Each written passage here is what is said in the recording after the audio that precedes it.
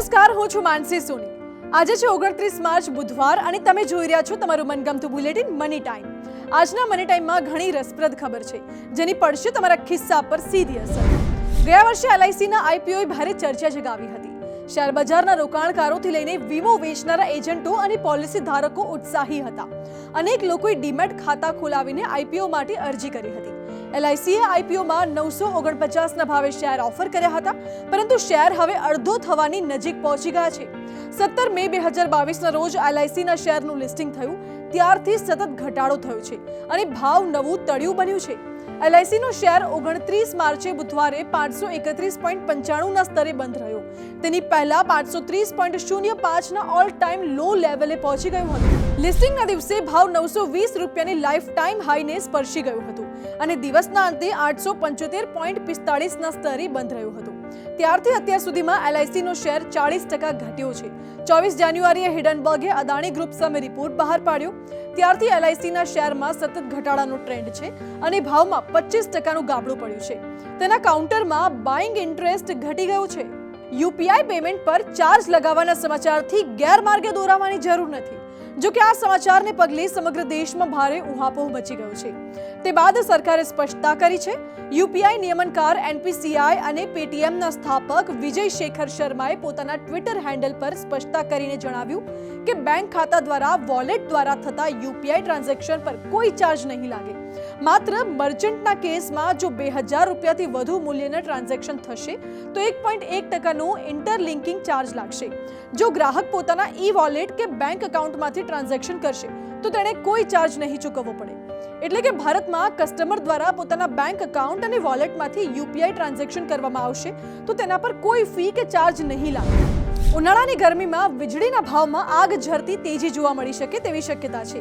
વિવિધ રાજ્યોની વીજ વિતરણ કંપનીઓએ ટેરિફમાં 40% સુધીનો વધારો માંગ્યો છે। ડિમાન્ડ અને ખર્ચ બંને વધી રહ્યા હોવાથી વીજ વિતરણ કંપનીઓએ આટલો ભાવ વધારો માંગ્યો છે। બિહાર ઇલેક્ટ્રિસિટી રેગ્યુલેટરી કમિશને ટેરિફમાં 24% વધારો કરવાની છૂટ આપી છે। બિહારની વીજ વિતરણ કંપનીએ 54% વધારો માંગ્યો હતો। આવી જ રીતે મધ્યપ્રદેશે 3.2% વધારો માંગ્યો છે, જ્યારે મહારાષ્ટ્ર સ્ટેટ ઇલેક્ટ્રિસિટી ડિસ્ટ્રીબ્યુશન કંપનીએ સૌથી વધુ 30થી 40% ટેરિફ હાઇકનું સૂચન કર્યું છે। જો આ રાજ્યોના વીજ નિયમન પંચો ભાવ વધારો મંજૂર રાખશે તો વિતરણ કંપનીઓને વધતા ખર્ચને પહોંચી વળવામાં અને રેવન્યુ ગેપ ઓછો કરવામાં મદદ મળશે। હિમાચલ પ્રદેશ અને યુપી જેવા રાજ્યોએ પણ ટેરિફ વધારવાની ભલામણ મૂકેલી છે। આવતા નાણાકીય વર્ષથી 3 નવી સ્મોલ સેવિંગ સ્કીમ શરૂ થશે। 1 એપ્રિલથી મહિલા સન્માન સેવિંગ સર્ટિફિકેટ સ્કીમમાં, મંથલી ઇન્કમ સ્કીમમાં તેમજ સુધારેલી સિનિયર સિટીઝન સ્કીમમાં રોકાણ કરવાની તક મળશે। બજેટ 2023માં સરકારે સિનિયર સેવિંગ સ્કીમ તથા મંથલી ઇન્કમ સ્કીમમાં રોકાણની મર્યાદા ડબલ કરવાની ભલામણ કરી હતી। સરકારે મહિલા સન્માન સેવિંગ સર્ટિફિકેટ સ્કીમનું પણ સૂચન કર્યું હતું। આ સ્કીમ હેઠળ મહિલાઓને વર્ષે 7.5% વ્યાજ મળશે। આ સ્કીમમાં મહિલા ડિપોઝિટરે 2 વર્ષ માટે 2 લાખ રૂપિયા સુધીનું રોકાણ કરવું પડશે। ચણાની કિંમત વધવાની શક્યતા છે। ફેબ્રુઆરીમાં જ વધી ગયેલી ગરમી અને હોળી પછી શરૂ થયેલા માવઠાએ ચણાના પાકને નુકસાન પહોંચાડ્યું છે। ગુજરાત અને ખાસ તો રાજસ્થાનમાં ચણાની ગુણવત્તા બગડી છે। બજારમાં 60% માલ ખરાબ ક્વોલિટીનો આવી રહ્યો છે। આ ચણા લીલા દાણાવાળા નબળા છે, એટલે સરકારી ખરીદીમાં નાપાસ થશે। પરિણામે ઓપન માર્કેટમાં ઘટ પડી શકે છે। સારા ચણાની માંગ જન્માષ્ટમીથી દિવાળી સુધીમાં ખેંચાશે, એટલે ભાવ વધવાની પણ શક્યતા છે। અત્યારે 20 કિલો ચણાની કિંમત 950 રૂપિયા સુધી છે, જે વધીને 1500 રૂપિયા થવાનો અંદાજ પણ છે। ટેકાનો ભાવ 1067 રૂપિયા છે।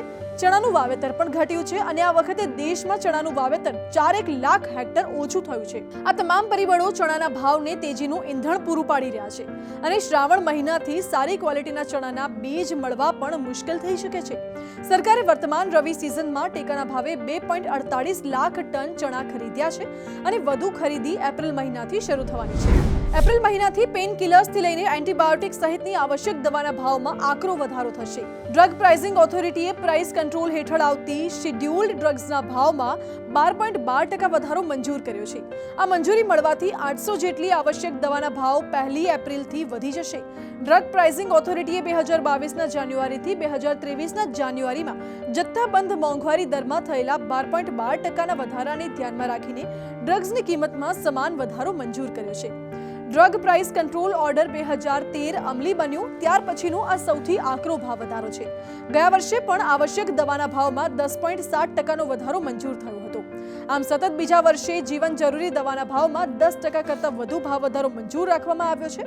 તાવ, ડાયાબિટીસ, ચેપી રોગ, સ્કિનના રોગ, કેન્સર, હાઇપરટેન્શન, ટીબી જેવી બીમારીની સારવારમાં વપરાતી દવા મોંઘી થશે. Paracetamol, azithromycin, folic acid, vitamins અને મિનરલ્સ જેવી દવાના ભાવ વધશે. HDFC બેંકે ફિક્સ ડિપોઝિટના ઇન્ટરેસ્ટ રેટ વધાર્યા છે. HDFC બેંકે મિનિમમ 1 વર્ષની FD પર 7.35% જેટલો ઊંચો રેટ ઓફર કરી રહી છે. જો તમે 3 વર્ષ માટે ડિપોઝિટ કરાવશો તો 7.30%, જ્યારે 5 વર્ષની ટેક્સ સેવર FD કરાવશો તો 7.25% ઇન્ટરેસ્ટ રેટ મળશે.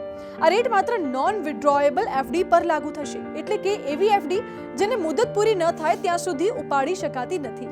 HDFC બેંકે જણાવ્યું છે કે આ ઊંચા રેટ માટે ગ્રાહકે 2 કરોડ રૂપિયાની FD કરાવવી પડશે. તો આ હતું આજનું મની ટાઈમ. અમારું બુલેટિન કેવું લાગ્યું તે કોમેન્ટ કરીને જણાવજો. આવા જ અન્ય પ્રોગ્રામ જોવા માટે અમારી YouTube ચેનલને સબસ્ક્રાઇબ કરવાનું ના ભૂલતા.